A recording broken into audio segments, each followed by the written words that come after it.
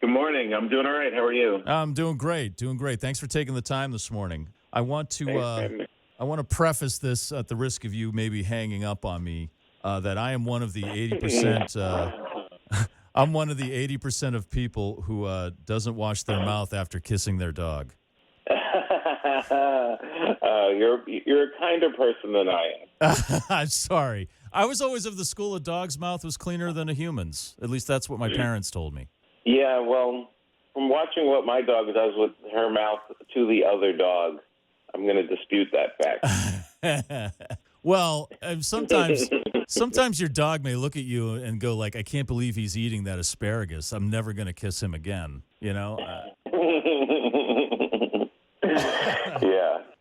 So you're going to be at the Wilbur Theater in Boston, April 6th. You've played Boston many times before. What parts of the city? Yeah, do you stay in the city long enough to know what parts of the city you really love?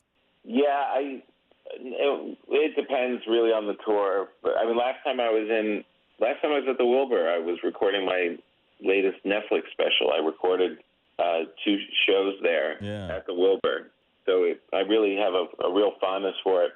And when I first started doing stand-up, I would come. The very first road gig I had was in Boston. I remember I was performing, and then there's that place next to the Wilbur, Jacob Worth. Oh, they closed.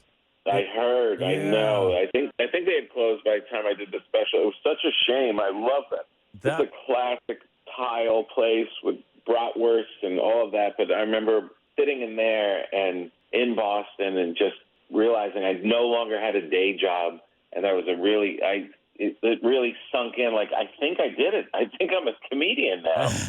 So it was really special. I try and hit up the Italian section whenever I can because, you know, I'm Italian, so I just kind of, it's like a salmon coming back to its hatching ground.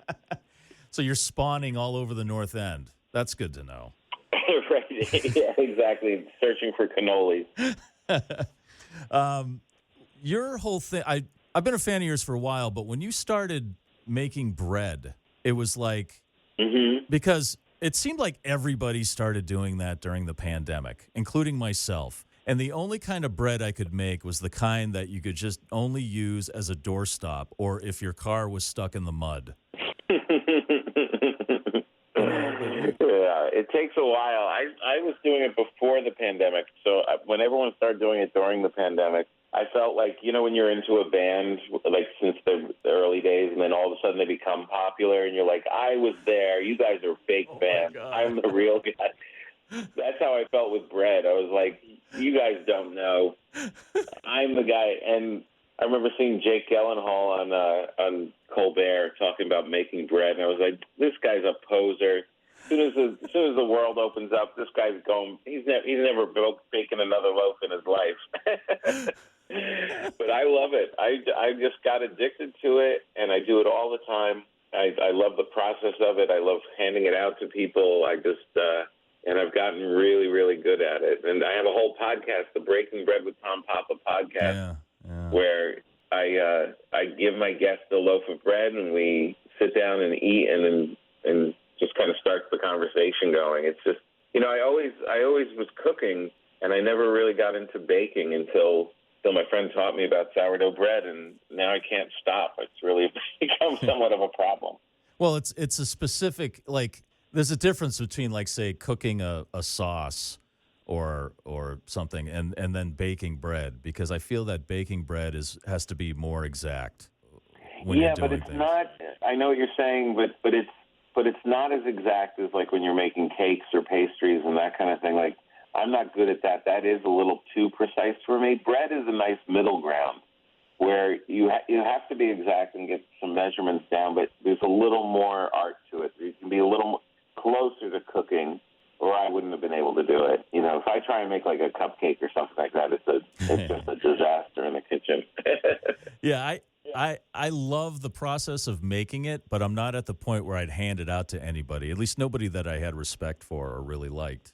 I just haven't go on YouTube. Check out my YouTube videos. People seem to find that those actually give them a good tutorial on it. I will, because I'm not going to give up. It's like you know what, I've made my own beer, which I really enjoyed doing. Again, that wasn't great, but I really enjoyed doing it. And then I've grown my own weed, which actually turned out fairly well.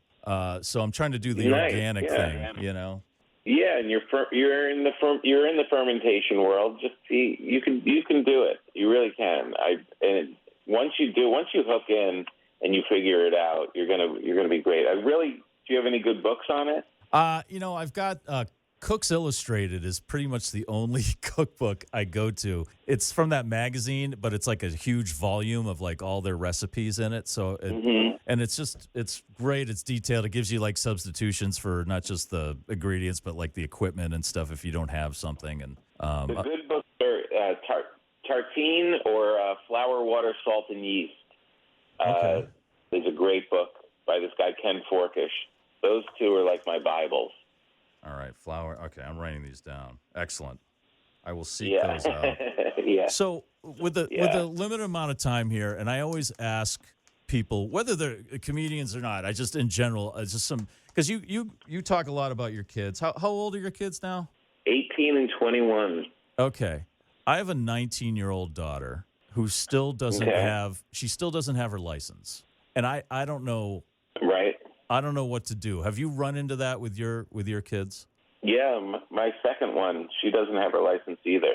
Well, she didn't want to drive, and growing up in LA, it seemed a little chaotic for her. She's starting to feel it now, like that she's away at school and realizes I might have to do it. But it's kind of that weird thing, as a parent, like if your kid hesitates, you're like, well, they're hesitating for a reason. I don't want to push them into doing something that they think is dangerous, and then something happens, and then you're to blame. I'm like, when she does it in due time, she'll be fine. And I had a friend that gave me advice. His father, he didn't drive. He wasn't driving. And his father was like, it's actually cheaper for me to pay for all of your Ubers than it is to pay for a car and pay for insurance and have you do that. So whenever you're ready, you can do it. Well, it's gotten to the point where I'm thinking about faking a heart attack while I'm driving and having her like jump in and like she knows how to drive. That's the frustrating part. I've taught her how to drive, and she drives just fine. She's just not going for the license. So it's like I'm thinking of like maybe faking a medical emergency and having her have to jump in the driver's seat, like throwing a baby in the water. Yeah. Why do you want her to drive? So I don't have to drive her. I mean, it's like, it's just getting to the point where it's getting to be a pain in the ass. And believe me, I love spending time with my daughter. That I know. That I understand. That I get 100%. It was like there's like a natural course to every stage of being a parent. And at a certain point, you're not supposed to be driving anymore. You're not supposed to be picking them up and driving them to their jobs. Yeah, it's exactly what I'm doing. I'm driving her a job, driving her to school. I'm like, I don't know. Well, she's playing on you being a nice guy, and what you have to do is pretend you're not a nice guy. And when she says, "Can you drive me to this party?" you just go, "No." I'm officially retiring from being your chauffeur. There's when my wife, when we had our baby, my wife and I were like, the mantra was, we're not going to raise a Kelly Osbourne, and then it was like. It's like I've started thinking as she's getting older, I'm like, whatever I can do, and this may sound insensitive, but whatever I can do to keep her off the pole. That's what I keep thinking. I don't want to make a decision where she becomes like a day shifter, at the local place, and it's like because I faked a medical emergency to make her drive, Yeah, right, exactly. Well, that would be a weird thing if you had to actually drive her to that job. Yes. See, that's the whole nother awkward.